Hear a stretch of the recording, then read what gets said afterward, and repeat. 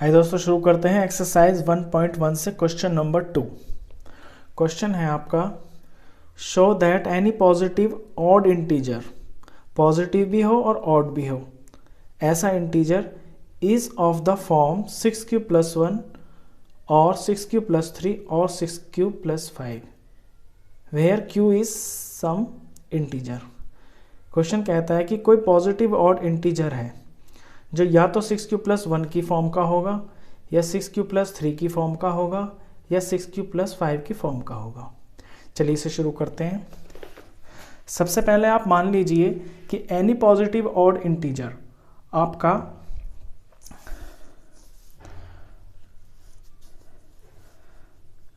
तो लेट ए को मान लीजिए कि ए आपका कोई पॉजिटिव ऑड इंटीजर है। Let a be any positive odd integer, let a B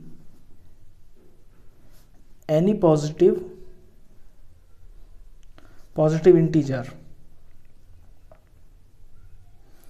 अभी इवन ऑड कुछ नहीं लिखते हैं, सिर्फ ए को मान लीजिए कि ये कोई आपका पॉजिटिव ऑड इंटीजर है और जहां पे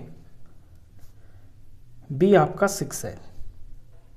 क्योंकि आपको क्या प्रूफ करना है दोस्तों, आपको ये प्रूफ करना है कि एनी पॉजिटिव ऑड इंटीजर, यहाँ पे मैं लिख देता हूँ कि आपको क्या टू शो क्या करना है क्वेश्चन में, कि एनी पॉजिटिव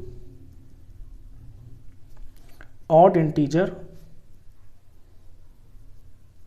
आपका या तो 6q+1 की फॉर्म का है या 6q+3 की फॉर्म का है या 6q+5 की फॉर्म का है, ये आपको शो करना है। तो सबसे पहले आप ए मान लीजिए कि ए कोई पॉजिटिव इंटीजर है। अब जब ए आपका पॉजिटिव इंटीजर है तो इसमें बी क्या होगा, बी वो होता है दोस्तों जो टेबल होता है, और यहाँ पे आपको ये दिया हुआ है ये 6 है, तो ये आपका बी हो जाएगा। तो फिर इसके पॉसिबल रिमाइंडर्स क्या होंगे, देन पॉसिबल रिमाइंडर्स आपके हो जाएंगे टेबल से तो छोटे ही होते हैं। तो पॉसिबल रिमाइंडर आपका 0 हो सकता है, 1 हो सकता है, आपका 2 हो सकता है, 3 हो सकता है, 4 हो सकता है और 5 हो सकता है। तो ये पॉसिबल रिमाइंडर्स हो सकते हैं आपके। तो जो ए होगा आपका वो ए क्या क्या हो सकता है, ए आपका 6q+ रिमाइंडर की जगह मैं 0 लिखूं तो ए आपका 6q+0 हो सकता है। 6q+0 का मतलब 6q ही होता है। या ए हो सकता है आपका 6q+1 या ए हो सकता है आपका 6q+2 या 6q+3 हो सकता है या 6q+4 हो सकता है या 6q+5 हो सकता है। तो ये पॉसिबल रिमाइंडर्स हैं और ये पॉसिबल आपके ए हो सकते हैं। अब इनमें आप ध्यान से देखिए, आपसे पूछा है पॉजिटिव ऑड इंटीजर कि ऑड इंटीजर जो है आपका 6q+1 6q+3 6q+5 होगा। तो ये जो 6q है इसका रिमाइंडर 0 है। अब जिसका रिमाइंडर 0 होता है वो आपका इवन नंबर होता है और यहाँ पे रिमाइंडर आपका 1 है, तो जिसका रिमाइंडर 1 होता है वो आपका ऑड होता है। ऐसे जिसका रिमाइंडर 2 होता है वो आपका इवन होता है। जिसका रिमाइंडर 3 आ जाता है पीछे वो आपका ऑड होता है। जिसका रिमाइंडर 4 होता है वो आपका इवन होता है। जिसका रिमाइंडर 5 होता है वो आपका ऑड होता है। तो यहाँ से आप देखेंगे ध्यान से कि जब 6q+1 है तो आपका ऑड नंबर आया, जब 6q+3 है तो आपका ऑड आया और जब 6q+5 है तो आपका ऑड आया। बाकियों पे आपके इवन इंटीजर्स आते हैं। तो इससे ये बात प्रूफ हो जाती है, ये शो हो जाता है कि एनी पॉजिटिव ऑड इंटीजर आपका इन फॉर्म का ही होगा। तो लास्ट में आप इसे कैसे लिखेंगे रिजल्ट में, therefore any positive odd integer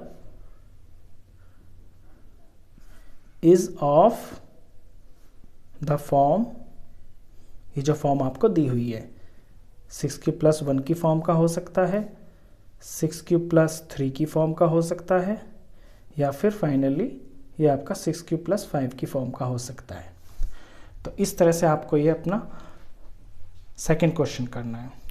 चलिए इसी एक्सरसाइज का आपका थर्ड क्वेश्चन करते हैं।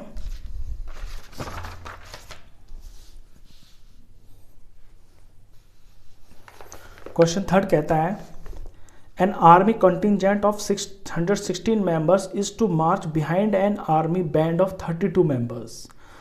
616 मेंबर्स की एक आर्मी कंटिजेंट है, उसको 32 मेंबर के बैंड के पीछे पीछे चलना है, जैसे आपने देखा होगा परेड में। The two groups are to march in the same number of columns. दो ग्रुप में चलने हैं लोगों को, और उन दो ग्रुप के जो कॉलम्स हैं वो सेम होने चाहिए। जैसे कि अगर इस ग्रुप के अंदर पीछे 5 चल रहे हैं कॉलम्स, तो दूसरे में भी 5 ही चलने चाहिए। तो what is the maximum number of columns in which they can march. तो ये जो 616 मेंबर्स हैं, ये मैक्सिमम नंबर ऑफ कॉलम्स कितने हो सकते हैं जिसमें ये मार्च कर सकें। तो दोस्तों सिंपल, जब भी आपको ये ऐसा वर्ड है ना, मैक्सिमम हो या हाईएस्ट हो या बिगेस्ट हो, तो सिंपली ऐसे सवालों के अंदर आपको HCF निकालना होता है। तो इस क्वेश्चन के अंदर भी आपको HCF ही निकालना है, 616 और 32 का। तो चलिए इसका HCF निकालते हैं। अब HCF का मैंने आपको तरीका बताया था अपनी लास्ट वीडियो में कि बड़े वाले नंबर को आप अंदर ले लेते हैं और छोटे को आपको बाहर लेना होता है, और फिर इसे आपको डिवाइड करना होता है। तो 32 आपका ये 1 पे जाएगा, तो 32 आ गया।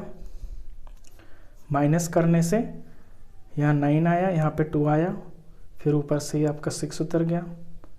अब 296 लाना है, इससे छोटा आ जाए कोई, ये 32 9 पे जाता है, 288 माइनस किया तो ये आपका 8 आ गया। तो ये रिमाइंडर आ गया दोस्तों। अब रिमाइंडर को क्या बनाना होता है, रिमाइंडर को तो टेबल बनाना होता है, और जो पिछला वाला टेबल था उसको आपको अपना सम बनाना होता है, यानी कि डिविडेंड बना देते हैं इसको। और ये जाता है आपका 8 4 जा 32, माइनस किया, ये आपका 0 आ गया।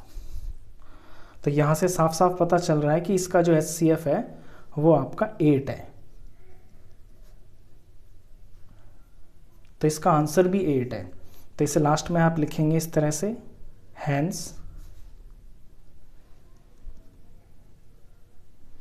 Maximum number of columns, maximum number of columns is 8। Maximum column 8 हो सकते हैं।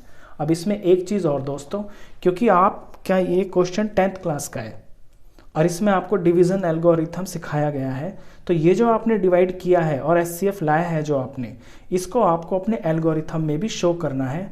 अगर आप ऐसा नहीं करेंगे तो आपके पॉसिबली इसके अंदर मार्क्स कट सकते हैं। तो इसका एल्गोरिथम आप ज़रूर लिखिए। और डिवीज़न एल्गोरिथम की जो फॉर्म होती है A = BQ + R। तो फर्स्ट में जब आप डिवाइड किया तो आपका A क्या था, 616, और B यानी कि ये टेबल 32, क्वेश्चन क्या आया था 19, और रिमाइंडर क्या बचा था 8 फर्स्ट डिवाइड में। सेकंड डिवाइड में आपका A हो गया था 32, और B यानी कि ये टेबल ये 8, और क्वेश्चन यानी कि ये 4, और जब आपका ये 0 आ गया रिमाइंडर। तो इसे भी आप ज़रूर लिखना। तो इस तरह से आपका ये क्वेश्चन 3 हो जाता है। आई होप आपको ये दोनों क्वेश्चन अच्छे से समझ में आए होंगे। इससे नेक्स्ट जो क्वेश्चन है वो नेक्स्ट वाली वीडियो में डालूंगा। तो अगर वीडियो आपको अच्छा लगा हो तो प्लीज़ इसे लाइक कर देना, और 10th क्लास का कंप्लीट मैथ्स पढ़ने के लिए आप इस चैनल को भी सब्सक्राइब कर देना। Thank you.